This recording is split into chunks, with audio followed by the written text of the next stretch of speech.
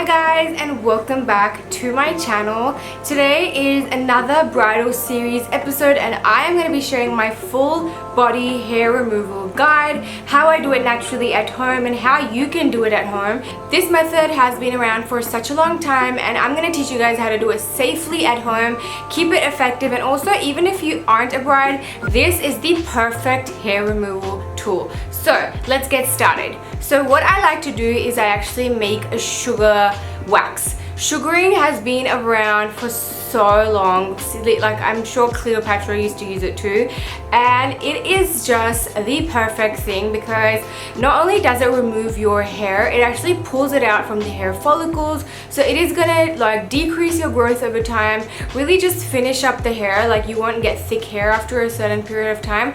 And it is also extremely exfoliating and hydrating for your skin because it is all natural. We are just using sugar and lemon juice. It is perfect for your skin, but you have to like know the ins and outs of it because you can even burn yourself using this, so you just have to be very careful, guys. If you are a bride, I actually recommend starting your sugaring process at least a few months before your wedding day, and you will see with time that you really won't have hair. So a lot of people go through laser and all of that before their wedding just to be hair free. This is like a natural at home thing that you can do from as little as $1. It is so cheap to make it, guys. So I'm going to be sharing my tips and tricks. Let's go. So this is my at-home sugaring jar. This has warm wax in it, and before I move in, make sure you are subscribed to my channel and also hit like on this video so more people can see it.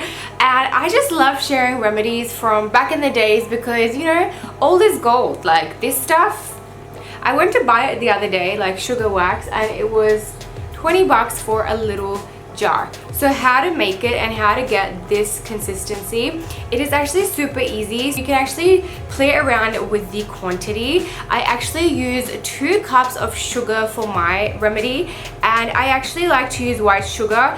I have tried to make this with brown sugar and it really doesn't work as well as white sugar, guys. So try to get the white sugar with thicker crystals. For that, we are gonna need about half a cup of lemon juice. You can actually use freshly squeezed, you can use bottled, whatever you want to use. And for that, we also need half a cup of water. Any water will do. And then you want to start to cook it.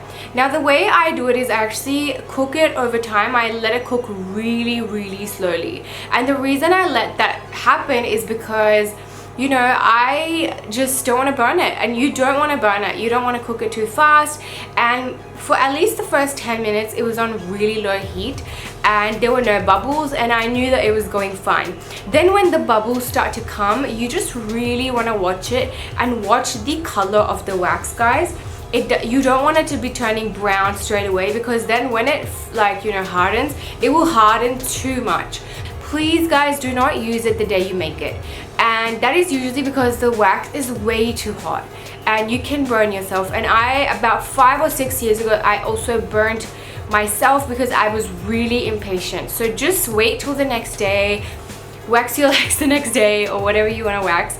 The before care of this wax is that you want to make sure your skin is dry. So this is my handy dandy skin food powder that I use. It has a really nice puff, and I actually make sure that I powder down the skin that I am going to be waxing. So I'm going to be showing you guys this lovely part of my arm.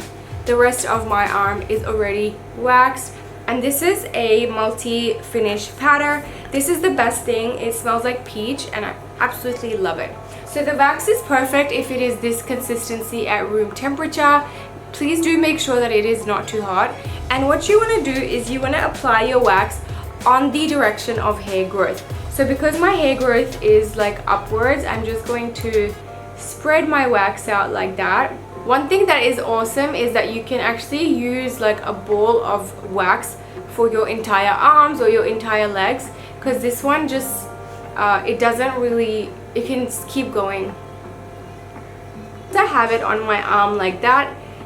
I just like pull it off the opposite way, and you can see that it actually just catches all the hairs. This is the texture and the consistency that you want. It is not too hot and it is just like perfect. So what you can do is like keep using that same bowl of warm wax. If you overcook your wax and it gets like too hard, just warm it up a tiny bit in the microwave, and then you can kind of just mold it however you want. This is how it looks. See, my hair growth is upwards, so I'm gonna peel it the opposite way. So this is the perfect thing for your full body waxing, bikini area, underarms. This is gold, guys. It does take some time though to like just, you know, practice it and get really good at doing it. It has taken me some time as well, so sometimes you fail the first time. That's absolutely fine, don't worry about it. Try again the next day, and it's super cheap and easy to make, so just keep trying. So after I do use my sugar wax, I like to apply some aloe vera to my skin, just fresh aloe vera, and that is the best aftercare. The pro of sugar wax is that it doesn't actually leave a sticky residue. You can wash it off with water and your skin is going to be glowing because of the sugar and the lemon juice in it. It is the perfect thing. And on that note, I'm going to say goodbye. Take care, guys. See ya.